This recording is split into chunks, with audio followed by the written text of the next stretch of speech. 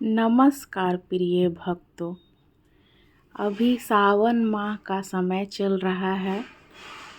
इसमें शनि देव की कथा सुनते हैं, कैसे शिव जी ने शनि देव को परास्त किया। तो आइए इस सावन में शनिवार के दिन शनि देव की कथा सुने। कथा इस प्रकार है। पार्वती जी जब भी अपने पति शिव के साथ दूसरे देवताओं के निवास स्थान पर जाती हैं और वहां उनके सजे धजे सुंदर भवनों को देखती हैं, तो उन्हें बड़ी ही हीनता का बोध होता। वे यह महसूस करती कि हमसे छोटे छोटे देवताओं के पास भी बड़े बड़े भव्य भवन हैं, लेकिन हमारे पास कुछ भी नहीं। कहने को हम आदि देव शिव की पत्नी हूँ, लेकिन रहने के लिए मिली है कैलाश पर्वत की कंदराएं और पहनने के लिए वस्त्र। किसी उचित आवास के अभाव में अन्य सुख सुविधाओं का भी उपभोग नहीं कर सकती। एक दिन पार्वती जी ने अपने मन की यह बात अपने पति शिव जी से कही। सुनकर शिव जी मुस्कुराए, फिर बोले, इसमें हीनता की तो कोई बात नहीं देवी। प्रत्येक व्यक्ति की अपनी अपनी जीवन शैली होती है। हमारी जीवन शैली यही है, हम अपनी इस शैली को हीन क्यों समझें। अन्य देवतागण प्रकृति से बहुत दूर हैं, जबकि हम प्रकृति की गोद में निवास करते हैं। यह तो हमारे लिए गौरव की बात है, हीनता की नहीं। शिव की तर्कों से पार्वती से संतुष्ट नहीं हुई और बोली, मुझे आपकी ये बातें समझ नहीं आती देव। मुझे तो अपना एक आवास चाहिए, बहुत ही भय और सुख सुविधा से पूर्ण। शिव जी ने अपनी सहज मुस्कान के साथ उत्तर दिया, इसमें क्या मुश्किल है देवी। मैं अभी विश्वकर्मा जी को बुलाता हूँ, उनसे जैसा चाहे आवास बनवा ले। विश्वकर्मा को बुलाया गया। पार्वती जी ने आदेश दिया, हमारे लिए ऐसा भवन बनाओ जैसा विश्व में किसी के ना हो। विश्वकर्मा ने आदेश स्वीकार किया। निर्माण कार्य प्रारंभ हुआ। कुछ ही समय में पार्वती जी के इच्छा अनुसार भव्य भवन तैयार हो गया। अपने भवन को देखकर पार्वती जी अति प्रसन्न हुई। गृह प्रवेश की तैयारी होने लगी। पार्वती जी चाहती थी गृह प्रवेश में समय सभी प्रमुख देवता हमारे यहाँ उपस्थित रहें। शिव जी ने अपनी सहमति दे दी। सभी प्रमुख देवी देवताओं को आमंत्रण भेजा गया।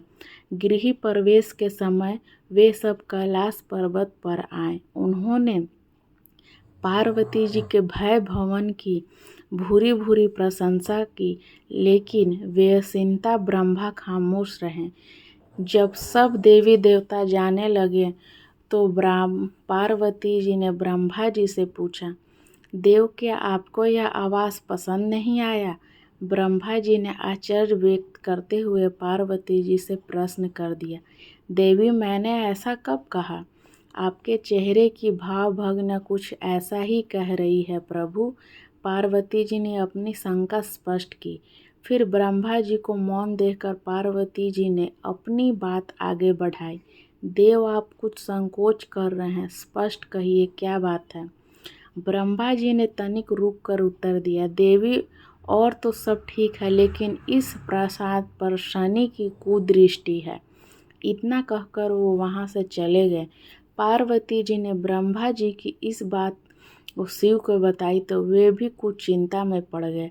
पार्वती जी ने शिव से पूछा, प्रभु शनि की दृष्टि से क्या हो सकता है, यह प्रसाद जल सकता है। शिव ने उत्तर दिया।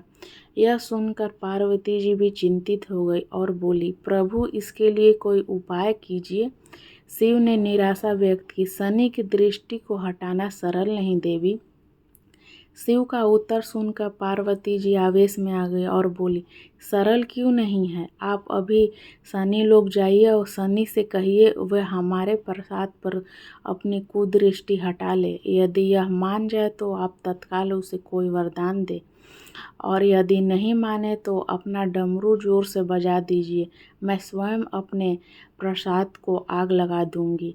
यदि प्रसाद को जलना ही है तो यह मेरे हाथों से जलेगा, शनि की कुदृष्टि से नहीं। इसके बाद मैं शनि को शाप दूंगी। पार्वती जी के इच्छानुसार शिव शनि लोग गए।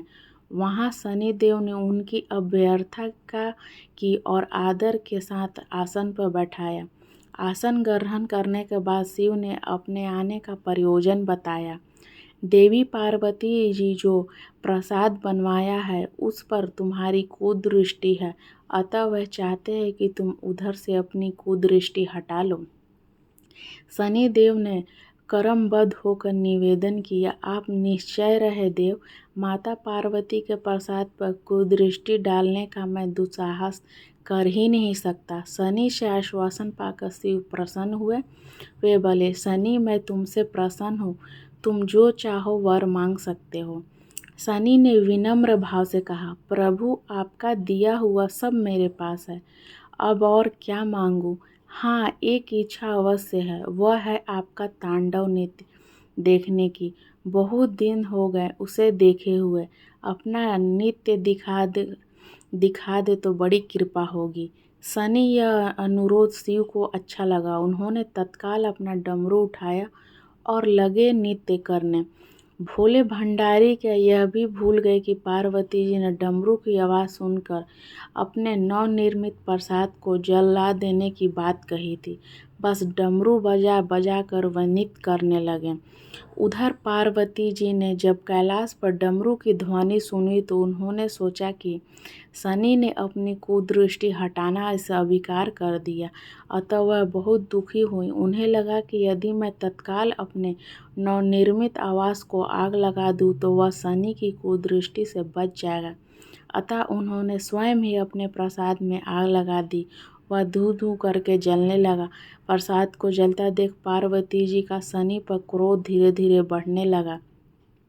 अभी वे उसे श्राप देने के लिए तैयार हो गई, लेकिन उसी समय भगवान शिव वहां पहुंच गए। उन्होंने वहां प्रसाद को जलते देखा तो आश्चर्यचकित रह गए।